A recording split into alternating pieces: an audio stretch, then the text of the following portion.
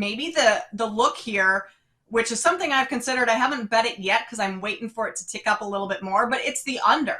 I mean, we've already seen it climb a little to 50.5. The Eagles defense, you just said it all. I mean, their secondary, their defensive line, everything is so dominant.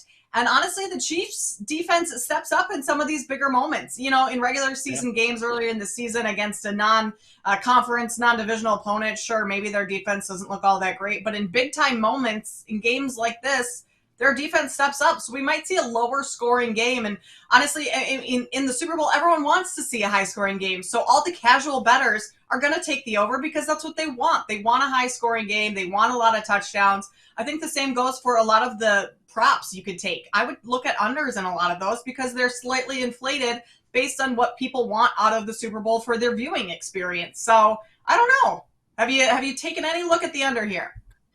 I think that's a very good point. And the last 7 games in the NFL playoffs this season have all hit the under, every single one. So I think you make a very good point. When you know, casual bettors more than any other game, and I know you basically implied this, which is, look, these casual bettors are, if you're going to bet on a game, people who never bet, what are they going to bet on?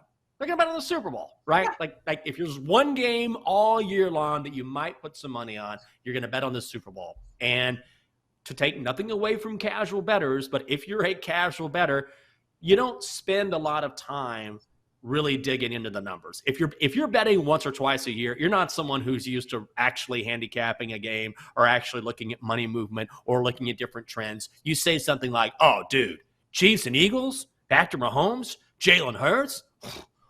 Oh, man, this is a lot of points. I'm going over. And nobody wants to see an under. No casual bettor wants to say, oh, I hope that defense is the name of the game here. I hope the defenses step up.